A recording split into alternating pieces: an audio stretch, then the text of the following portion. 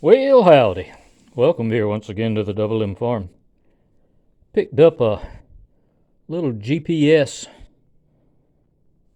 speedometer to put on the Suzuki Carry Japanese mini truck. So I thought we'd unpackage it and take a look at it together. Ordered it through Amazon. So let's see what we got here. It's the HUD car, easy to install, it says. So we'll just see how how easy it is to install. There we go. Don't know how well that's showing up on camera. That's some kind of number. G4S digital something, G4S green new X003BWFLV3. Whatever all that means. And the box is damaged. So let's see how it comes out of the box here. So first of all, we have the mounting bracket, vacuum style mounting bracket. Okay, set that to the side. There we have a USB cable. All right. It's a standard. This is the smaller plug, and then the standard USB in. And there's the unit itself. Boy, it's tiny. And what else? We have a couple of adhesive pads.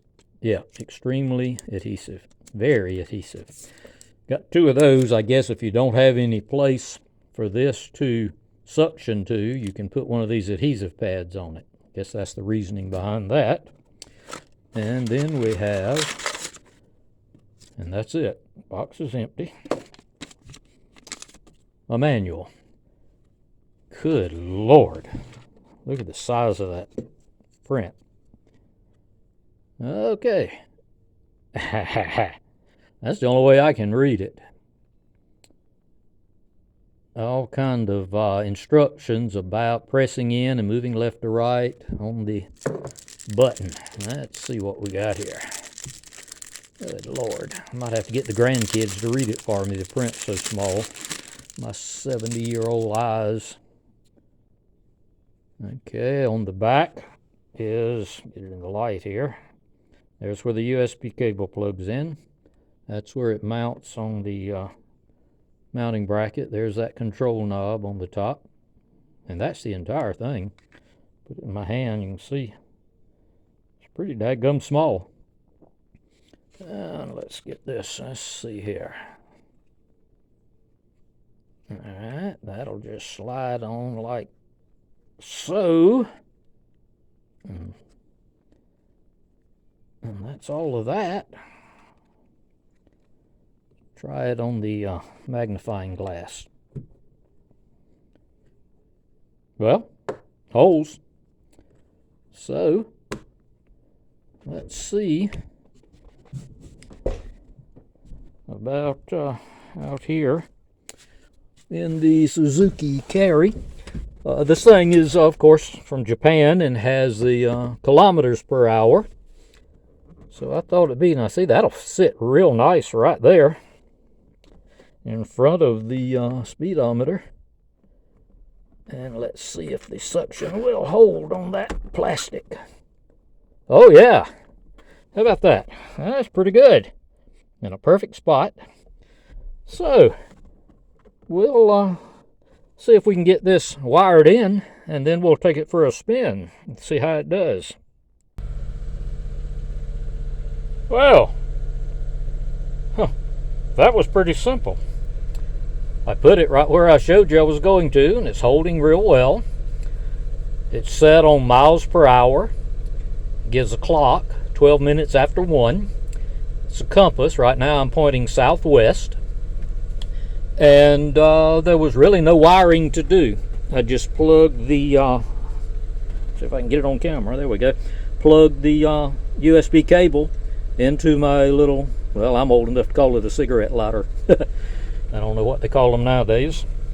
Power port, I guess. and it flashed right here that it was searching a satellite, and once it found the satellite, only took it about 5 seconds. When it found the satellite, that little flashing light went off, and it automatically went to clock.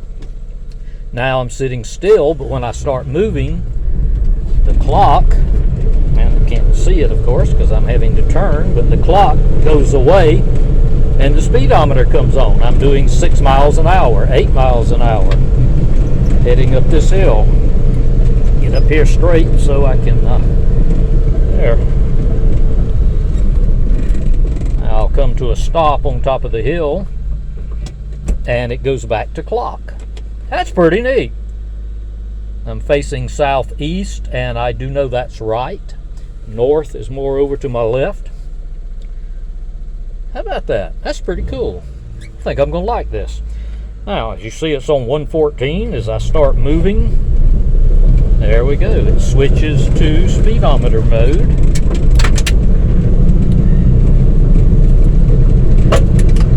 This isn't bad. Don't know how dependable that vacuum bracket is going to be, but if it doesn't want to hold, I can always use one of those adhesive pads or fabricate something else.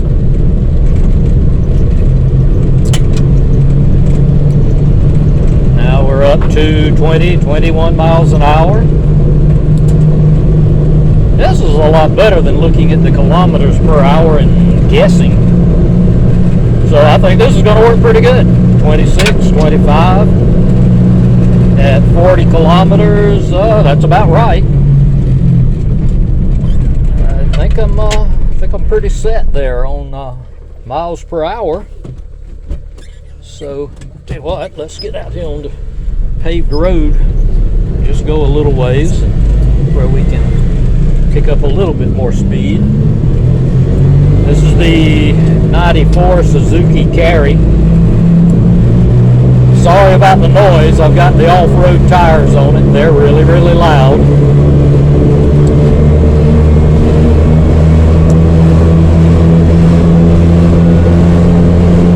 As you can see, at 35 miles an hour.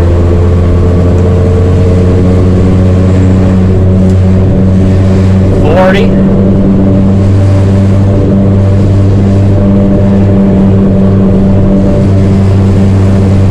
45 miles an hour, which is right at 70 kilometers an hour, and that's pretty darn close. So I think this is going to work pretty good.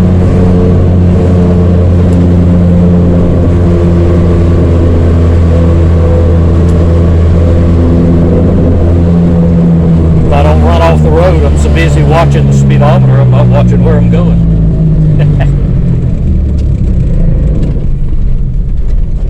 Don't want to make this video too long, but if anyone has been considering, I may get one of these from my old Land Cruiser because the speedometer cable's broke on it. I like the compass as well. That's pretty neat. Doesn't give you any degrees, but it gives you a general direction.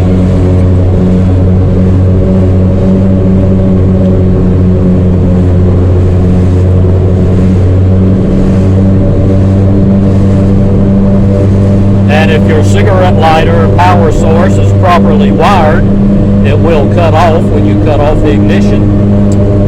So that's a good thing.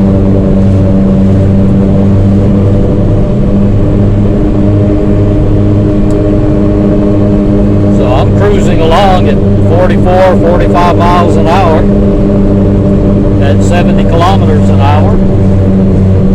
And if my math in my head as I'm driving is correct, I think I'm pretty close there. So I would say it's, oh Lord, I do that all the time. The knobs are backwards in this truck to an American truck. Instead of the turn signal, I turn on the windshield wipers, something I do quite often. Never claimed to be brilliant. So I'm heading northeast, which is correct. at 24 miles an hour as the rocks sling up from these tires and beat the bottom of the little truck to death. Yeah, I think I'm going to like this. I think I'm going to like this a good bit. Take a lot of the guesswork out. Now I'm heading due north, which is also correct.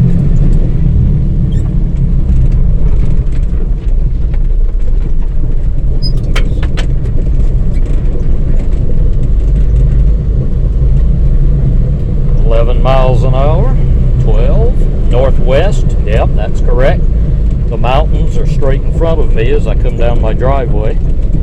The Appalachians, Blue Ridge. The Blue Ridge strain of the Appalachians. Down to 9 miles an hour. Let's see what happens when we stop and then what happens when we turn it off. I also want to see, does it interfere with my radio? Nope. No noise on the radio from it, so that's good. So it switched, as you see, when I came to a stop, it switched back to a clock. I'm facing northeast, and it's 1:19, and I don't know if the clock needs to be set or not. I haven't checked it to see. But now what happens when I turn it off?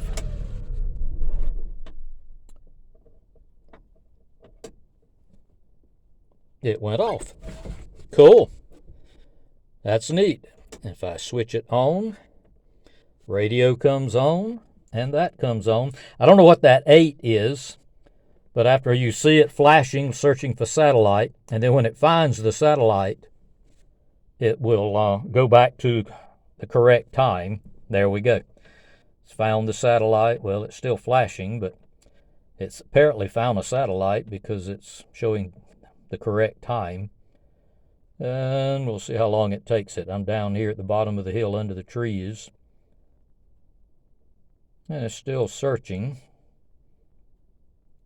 Wonder if it'd matter if I moved it or anything, but I don't know. It's still searching. Didn't take it that long to locate the satellite when I first turned it on, but I did go straight to cranking it and not just switching it on.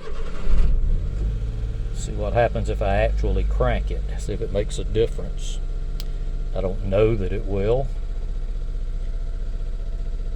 But installing it, if you've already got a power source available, installing it was nothing. Suction cup it and plug it in, that's it. So just like it said, it on the directions said easy quick install. Yeah, it still hasn't found the satellite down here. Found it quickly when I drove up the driveway, but down here in this hole, it's having trouble locating the satellite. So that may be an issue depending on where you are. Again, I'm in the mountains, the Blue Ridge Mountains here at the upstate of South Carolina. So that may make a difference, I don't know. But there it is, seems to work good. And I know from just trying it that if I drive up the hill, it will locate the satellite and work properly. So I'll continue with it and give some updates if I run across anything else. There you go, located it then, stopped flashing. So it did take it a while to find the satellite down here in this hole, but it did finally find it. So that's good. Everything seems to be working properly, and I think I'm going to like this. So if you're thinking about getting one, you can go back to the beginning of the video here to get the information, and I'll put it in the description down below as to exactly what it is and where I got it. And all I got to do now is figure out a way to kind of put this USB cord, it's so long, so that it's not in my way. But other than that, installing it's simple.